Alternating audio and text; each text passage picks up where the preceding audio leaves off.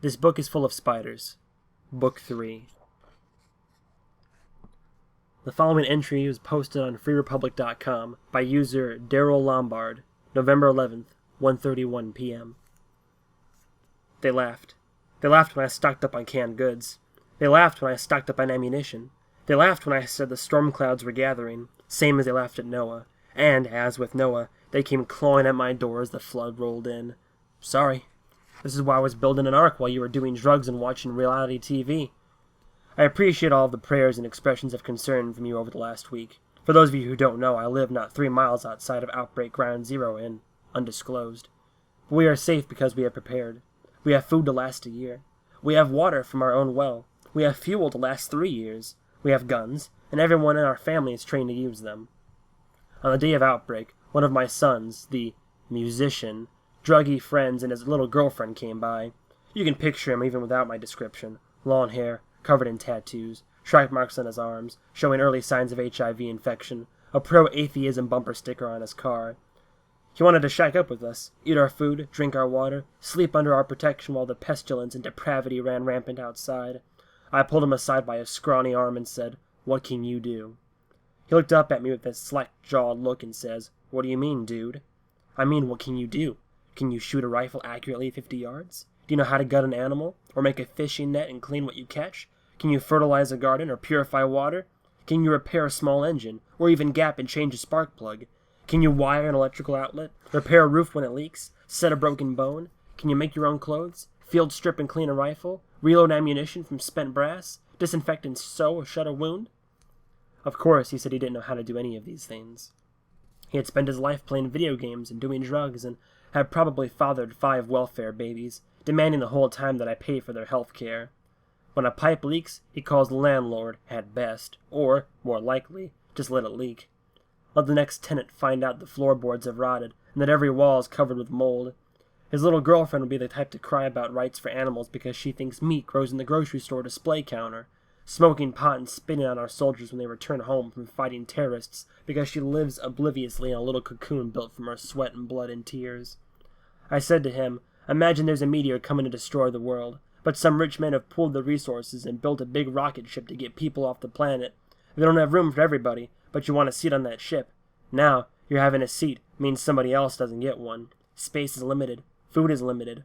What would you tell the man standing at the door? What case would you make for getting a seat on that rocket ship at the expense of another person? What can you offer that would justify the food you would eat, and the water you would drink, and the medicine you would use?" He said to me, "I don't know, dude. I don't see no spaceship here." And I said, "What you didn't realize was that you were always in that situation. Only the spaceship is planet Earth, and your creator built it for you, and you had your whole life to make your case for why you should be allowed to stay. Instead, you did drugs, and played video games, and collected welfare. Well, this ship is taking off without you." That boy walked away without a word. Maybe I'll see him and his little girlfriend again, out among the diseased and the starving, running from the riots and the chaos, and I will say, you had your chance.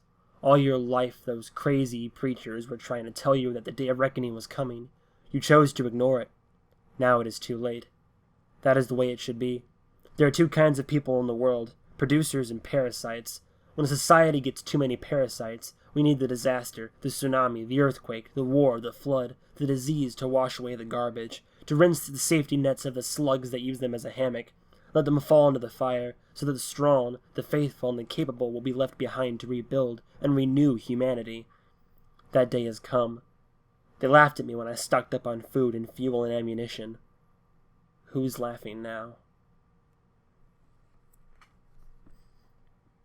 12 hours until the aerial bombing of Undisclosed. John was rocked out of unconsciousness by the blast of a shotgun and the warm splash of brains in his hair. Hands were grabbing him from all over, tugging at the spindly legs of the unholy daddy-long-legs creature. When he was free of the monster, John rolled over and saw a cowboy-looking dude in incredibly tight pants holding a smoking double-barreled shotgun. He was wearing earmuffs. The crowd of people standing around John was surprisingly human-looking for infected, and were pretty well-dressed for zombies. The cowboy said, "You all right, buddy?" John couldn't think of how to answer that. His ribs hurt, and it was kind of hard to breathe. The back of his neck was wet with monster blood, and he had gotten all worked up anticipating his own mortality, only to find out it was on back order. He needed a drink so badly he was wondering if there was a gas station nearby that pumped ethanol, and if there would be a way to crawl into the underground tank. 3 burly guys were wrestling the spider monster. The human head at the center was shattered from the shotgun blast, but the parasite inside was still thrashing for life. A massive pickup truck sporting dual wheels and flared rear fenders backed up into the street. There was some kind of machine in the bed, a big red thing with a motor and chutes and wheels. Somebody started it. It sounded like a lawnmower. Only when they started cramming the giant squirming daddy long legs into the chute did John realize it was a wood chipper.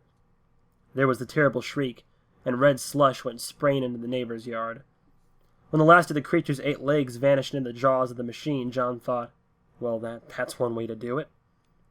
John tried to get up, but Cowboy pointed the shotgun and said, now, just stay seated for a minute if you don't mind. From behind John, Falconer barked, I'm a cop, asshole! See that on my belt? That's a badge! Falconer was marched over and forced to sit next to John. Holy shit, did he look pissed. Cowboy pulled down his earmuffs and said, just to be clear, I got nothing but respect for law enforcement officer. Detective. But at this point in time, I'm pretty sure what you've seen here is all the law that exists in this town at this here moment. When the feds huddled up behind their barricades on the other side of town, it came down to us to walk these here streets. And now that they left town altogether, well, we're pretty sure that makes this our town. Till we hear different. Falconer said, I understand. Now you tell me what specifically needs to occur before you let me continue what I was doing. You need to convince us that you're not a zombie. John said, do we look like zombies? Ain't you heard? The zombies look just like everybody else. Falconer said, this is all some huge prank, isn't it? Is somebody filming my reaction to put it on the internet? Now, Cowboy said, the infection takes root in the mouth, that much we know. Then it spreads to the brain and then the rest of the body. So there's a real simple test. We have to take something out of the mouth. If you're infected, you won't feel it because it's not really part of your body. If you're clean, it'll hurt like hell. So I'll let you pick. From his back pocket, Cowboy pulled out a pair of vice grip pliers. We can take a tooth. From his other back pocket, he produced a 6-inch long pair of pruning shears. Or a piece of tongue.